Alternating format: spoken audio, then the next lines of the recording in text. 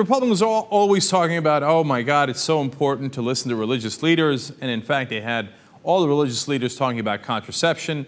That's actually the hearings that Sandra Fluck was kept out of.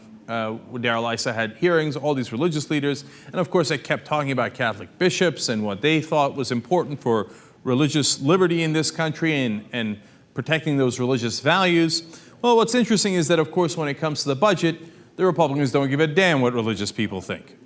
Of course! So a number of religious folks have weighed in on Paul Ryan's latest Republican budget that slashes the government by about $5 trillion.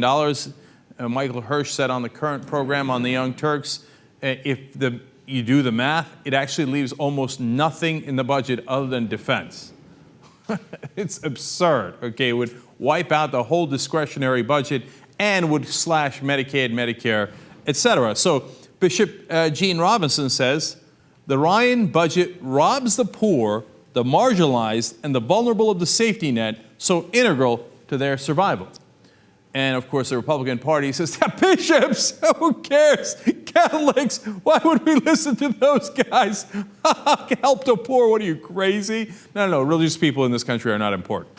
Well, Bishop Robinson continues, by any measure of civility and regard for one's neighbor, it is an immoral disaster.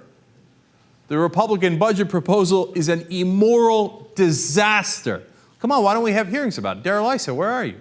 Where are all the hearings about how much we care about Catholic bishops and what they think? You know, the Conference of Bishops has written letters to the Republicans saying don't cut these very vital programs. So that's the whole conference. So where are our hearings? Oh, there's no hearings on that. Oh, that's really weird. Turns out you only care about religion when it's to hurt people and when it's to take away people's rights. When it's actually help people, oh, you have no interest in what these guys have to say. You know, and it's all the different religions. So Rabbi Jackie Moline also said that it's immoral and unconscionable. And then Father Thomas Kelly, a Catholic priest and a constituent of Ryan, said this to say, quote, as a constituent of Congressman Ryan and a Catholic priest, I'm disappointed by his cruel budget plan and outraged that he defends it on moral grounds. Ryan is a Catholic and he knows that justice for the poor and economic fairness are core elements of our church's social teaching. It's shameful that he disregarded these principles in his budget. Where are the bishops? Come on, let's go. Where are our hearings? Let's get the bishops up on Capitol Hill. Oh no, you don't want to hear from them now because they're actually doing what Jesus told them to do, protect the poor. So when they actually listen to the Bible, when they actually listen to Jesus' teachings, you don't like religion at all, do you, Republicans? You hate religion. You totally disregard it.